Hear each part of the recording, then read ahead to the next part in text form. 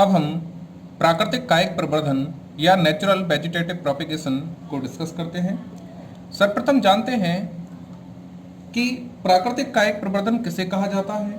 तो देखिए, अनेक द्विवर्षीय तथा बहुवर्षीय पादपों में उनका कोई अंग या फिर उनका कोई रूपांतरित भाग प्राकृतिक रूप से मात्र पौधे से अलग होकर नया पादप बनाता है। यह क्रिया अनुकूल परिस्थितियों के समय पर होती है और पौधे का कायिक भाग जैसे कि जड़, तना, पत्ती इस प्रकार से रूपांतरित होते हैं कि वे अंकुरित होकर के एक नया पौधा तैयार कर लेते हैं। तो हमने देखा कि इसमें किसी भी पौधे का या किसी भी जो प्लांट होता है उस प्लांट का कोई भी प्राकृतिक भाग या प्राकृतिक कायिक भाग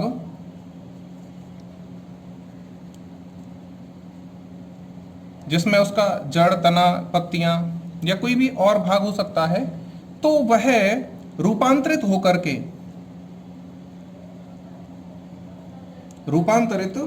होकर के और अंकुरन करके एक नए पौधे के रूप में रूपांतरित हो जाता है अथवा अंकुरन के माध्यम से नया पौधा तैयार करता है। तो इसे प्राकृतिक कायिक प्रवर्धन कहा जाता है, नेचुरल वेजिटेटिव प्रोपिगेशन कहा जाता है। प्राकृतिक कायिक प्रवर्धन सामान्यतः पौधे के निम्न भागों द्वारा होता है, जिसमें तना, जड़ तथा पत्तियां शामिल होती हैं। तने को स्टेम कहा जाता है, रूट्स तथा लीव्स ये प्राकृतिक कायिक प्रवर्धन की प्रोसेस में भाग लेते हैं। सर्वप्रथम हम जड़ों के माध्यम से होने वाले प्राकृतिक कायिक प्रवर्धन को देखते हैं। तो बाय रूट्स, वेजिटेटिव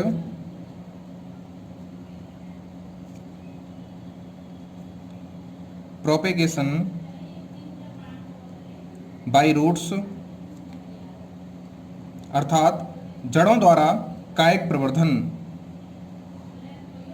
तो इसमें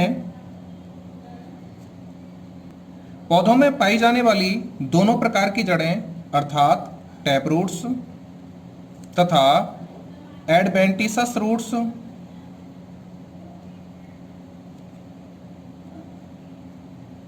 भाग ले सकती हैं। कुछ पौधों में पाई जाने वाली टैप रूट्स एडवेंटिसस बड्स को उत्पन्न करती हैं या इन टैप रूट्स पर अपस्थानिक कलिकाएं उत्पन्न हो जाती हैं।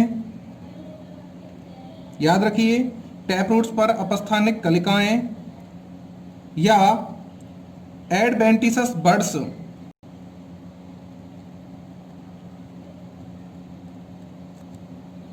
उत्पन्न हो जाती हैं और ये एक नए पौधे का निर्माण कर लेती हैं। इसमें एग्जाम्पल के तौर पर हम देखते हैं डेलबर्जिया। डेलबर्जिया शीशम को कहा जाता है। इसके अलावा ग्वावा जिसे अमरूद कहा जाता है, पोपलर, एल्विजिया, मुराया, इन सभी पादपों में जड़ों पर अर्थात जो मूसला मूलें होती हैं जिन्हें टैप रूट्स कहा जाता है, इन पर अपस्थानिक कलिकाएं निकल आती हैं और ये अपस्थानिक कलिकाएं आगे विकसित होकर के एक नए पौधे को जन्म दे देती हैं। और यह स्थिति डेलबर्जिया अर्थात शीशम, ग्वावा, पॉपुलर, एल्बिजिया तथा मुराया के पौधों में देखने को मिल सकती है। इसके पश्चात हम बात करते हैं एडवेंटिसस रूट्स की। कुछ पादपों में मांसल जड़ें या फ्लैसी जो रूट्स होती हैं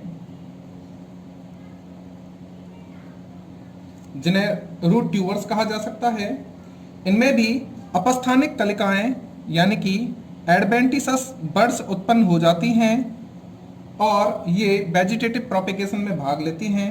इसमें एग्जाम्पल हैं स्वीट पोटैटो,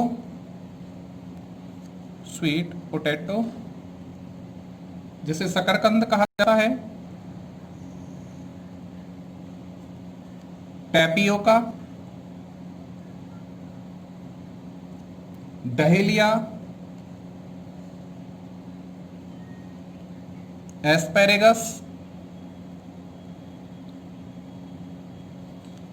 ये सभी प्लांट्स जड़ों के माध्यम से अपस्थानिक कलिकाएं उत्पन्न करते हैं और ये अपस्थानिक कलिकाएं आगे चलकर एक पूर्ण पादप को विकसित करती हैं। नेक्स्ट हम डिस्कस करते हैं वेजिटेटिव प्रोपेगेशन बाय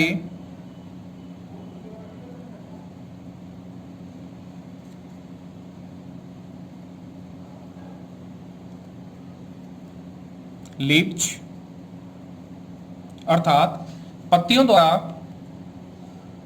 कायिक जनन। तो देखिए कुछ पौधे जैसे कि ब्रायोफिल्लम,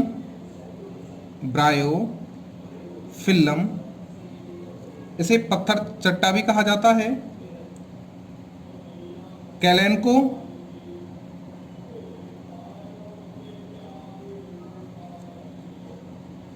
आदि पौधों के पत्तियों के किनारों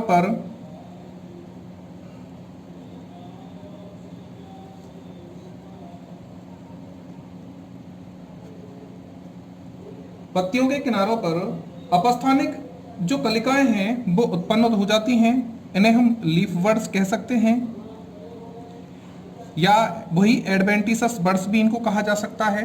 तो देखिए ब्रायोफिल्लम, कैलेनको या कुछ अन्य पादपों में पत्तियों के किनारों पर अपस्थानिक कलिकाएं उत्पन्न हो जाती हैं और ये अपस्थानिक कलिकाएं आगे विकसित होकर के और नए पौधे को जन्म देती हैं। इसके अलावा बिगोनिया, जिसे एलिफेंट ईयर प्लांट कहा जाता है, एलिफेंट ईयर प्लांट, तो इस पौधे में पर्णवृंत तथा पर्णशिराओं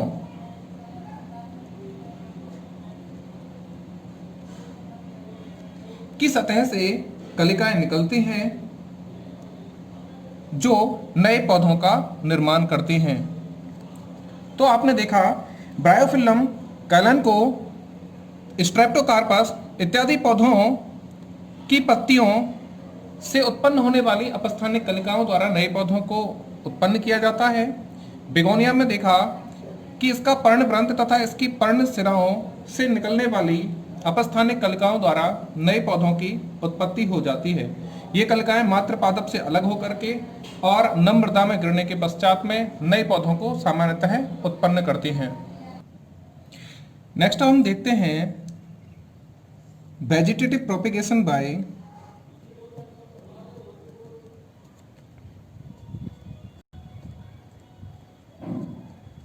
बाय स्टेम्स, अर्थात तनों द्वारा कायिक प्रवर्धन,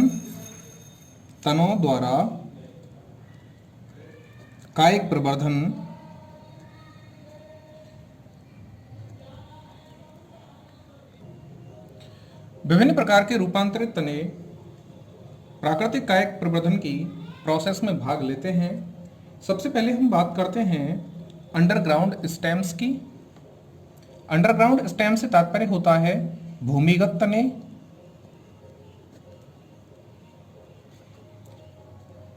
अंडरग्राउंड स्टेम कहा जाता है।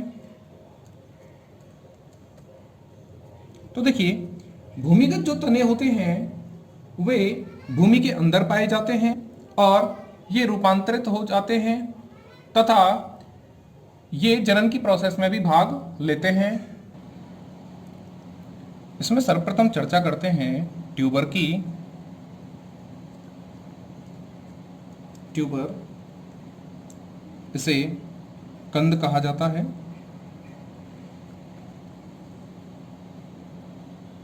इसका एग्जाम्पल है आलू।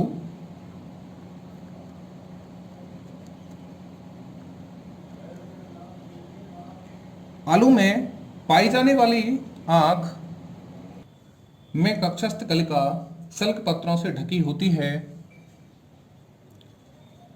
तो आलू में जगह जगह आँखें पाई जाती हैं कुछ इस टाइप से।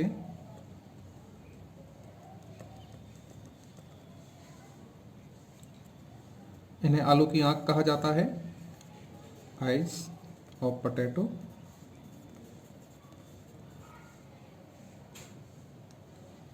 इनमें पाई जाने वाली कक्षस्थ कलिकाएं ये सल्क पत्रों से ढकी रहती हैं और अनुकूल समय आने पर अंकुरित होकर के एक नया पर्व बना देती हैं।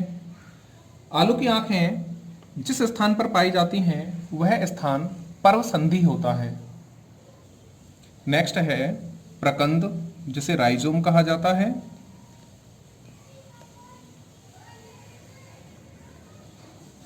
इसका एग्जाम्पल अदरक, जिंजर,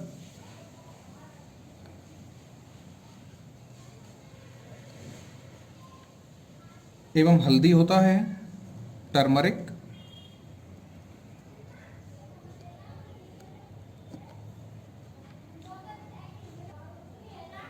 इसका डायग्राम कुछ इस प्रकार से बनता है, जिसमें यहाँ पर डायग्राम हमने यहाँ पे बना लिया है।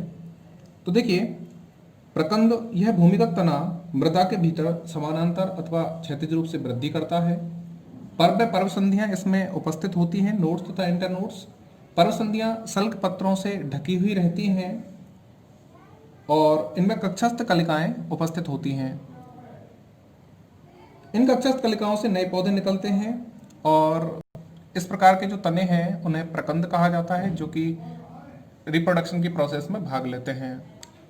नेक्स्ट है कॉर्म। कॉर्म को घनकंद कहा जाता है।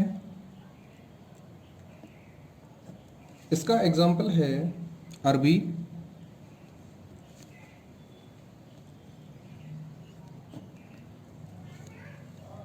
अरबी को कोलोकेशिया कहा जाता है। जमीकंद, इसे अमोर्फोफेलस कहा जाता है।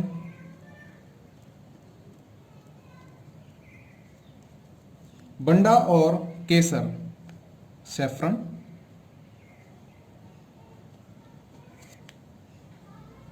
ये सभी इसके एग्जाम्पल्स हैं। तो देखिए, ये जो घनकंद होता है वह भूमिगत तना होता है जो कि मृदा में ऊर्ध्व रूप से वृद्धि करता है या इरेक्ट पोजीशन में ऊपर की ओर सीधा वृद्धि करता है और इसकी पर्व संधियों पर सल्क पत्रों से कलिकाएं ढकी हुई रहती हैं, यानी जो नोड्स होते हैं उनके ऊपर इसमें कलिकाएं पाई जाती हैं और ये नए पौधे को निर्माण करती हैं। एग्जाम्पल के तौर पर कोलोकेशिया, अमोर्फोफेलस, वंडा, सैफरन आदि इसमें आते हैं। और इसके पश्चात में सबसे जो अंतिम बचा है वह है बल्ब, जिसे सल्ककंद कहा जाता है।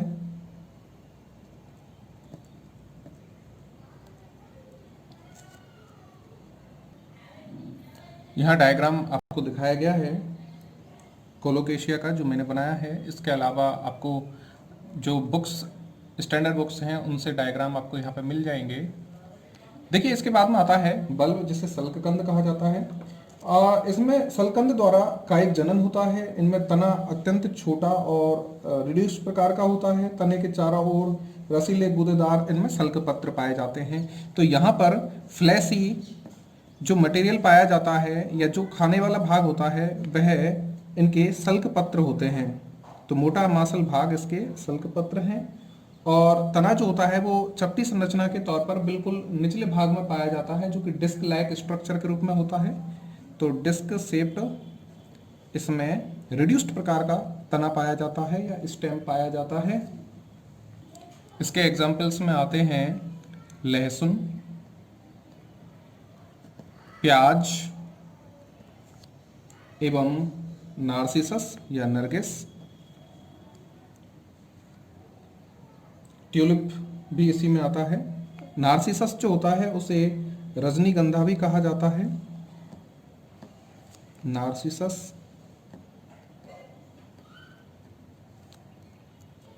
इसके अलावा ट्यूलिप, ये सभी पौधे इसमें आते हैं।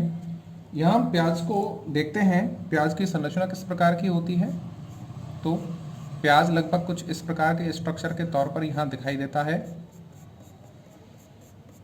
यहाँ पर इस भाग में इसमें स्टेम इसका उपस्थित होता है और ये जो संरचना आपको यहाँ दिखाई देती है इस प्रकार की, ये इसकी मासल पत्तियाँ होती हैं या फ्लैसी लीव्स होती हैं, सल्क पत्र कहते हैं जिनको।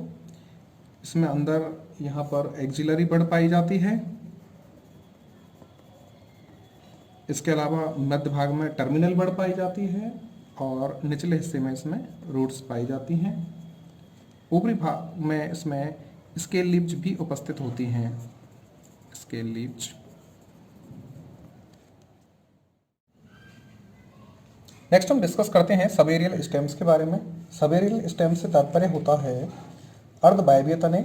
ये तने सामान्य तौर पर भूमि के सहारे से क्षैतिज रूप से वृद्धि करते हैं और इनकी प्रत्येक जो पर्व संधियाँ होती हैं उनसे जड़ें तथा जो प्ररोह होते हैं वो निकल जाते हैं और पर्व संधि का कुछ भाग कभी कभी इसमें मृदा में भी उपस्थित हो सकता है। इनके कुछ प्रकार हैं जो हम यहाँ डिस्कस करते हैं। सबसे पहला है रनर। इसे ऊपरी भुजस्थारी कहा जाता है और इसका जो एग्जाम्पल है वह है घास या ग्रास। साइनाडोन डेक्टाइलोन कहा जाता है। ऑक्जेलिस, इसे बुड सोरेल के नाम से भी जाना जाता है, खट्टी बूटी कहा जाता है, तथा सेंटेला एशियोटिका इसका एग्जाम्पल्स होते हैं। ये सामान्य तौर पर जो भूमि होती है उसके सहारे रेंगने वाले क्षैतिज तने होते हैं और इन तनों के जो पर्वसंधि वाले हिस्से होते हैं उनसे अपस्थानिक जड़ें निकल जाती हैं और जब यह भाग मुख्य पादप से अलग हो जाता है तो यह एक नए पौधे के रूप में डेवलप होने की क्षमता रखता है। तो प्रत्येक पर्वसंधि इसमें एक नया पौधा बनाने में सक्षम होती है। दूसरा है स्टोलोन, जिसे भूस्थारी कहा जाता है। ये छोटी इनकी शाखाएं होती हैं और ये संगठित प्रकार के होते हैं और शीर्ष इनका तीव्र गति से वृद्धि करता है और इसे एक नया पौधा आसानी से उत्पन्न हो जाता है। ये लगभग आर्क्ड या अपन कह सकते हैं मेहराबदार प्रकार के क्षैतिज तने होते हैं। इसका एग्जाम्पल आता है स्ट्रॉबेरी और बलिस्नेरिया। इसके पश्चात आता है शकर। शकर जो है इन्हें अंतः भूस्थारी कहा जाता है। इनके मुख्य एग्जाम्पल्स हैं गुलदाउदी तथा पुदीना। इनका अधिकांश भाग जमीन के अंदर वृद्धि करता है और इसके पश्चात में जो जमीन से तिरछा निकल करके और कुछ भाग जो है ऊपर की ओर आ जाता है। इनकी जो भूमिगत जो पर्वसंधियाँ होती हैं उनसे अपस्थानिक जड़ें उत्पन्न होती हैं और कुछ समय पश्चात में ये मुख्य पादप से अलग होने के पश्चात और एक नए पौधे को जन्म दे देते हैं। इसके पश्चात हम लास्ट बात करते हैं ऑफसेट की। ऑफसेट को भूस्थारिका कहा जाता है और ये एक पर्व लंबे रनर होते हैं। इसका जो मुख्य एग्जाम्पल है वह है वाटर हाइसिंथ, जिसे इकॉर्निया क्रेसिपस कहा जाता है, और वाटर लेट्यूस, जिसे पिस्टिया कहा जाता है। ये इसके मुख्य एग्जाम्पल्स हैं। इसके बाद हम डिस्कस करते हैं बल्बिल्स या पत्र प्रकलिकाओं द्वारा किस प्रकार से जनन होता है। देखिए, जो कुछ पादप होते हैं उनमें पुष्पकलिकाओं के स्थान पर बहुकोशिकीय पत्र प्रकलिकाएं उत्पन्न हो जाती हैं और ये भूमि में गिरने के पश्चात में अर्थात नम्रता के संपर्क में आने के पश्चात में नए पादपों को उत्पन्न कर लेती हैं। इसके मुख्य एग्जाम्पल्स हैं ऑक्जेलिस, इसके बाद में अगेव, जिसे रामबास कहा जाता है, पाइनएप्पल, अनानास को कहा जाता है, और डायस्कोरिया, जिसे रतालू कहा जाता है। इनसे संबंधित कुछ जो डायग्राम्स हैं वो मैं यहाँ आपको शो करने वाला हूँ। आप इनके स्क्रीनशॉट्स ले सकते हैं।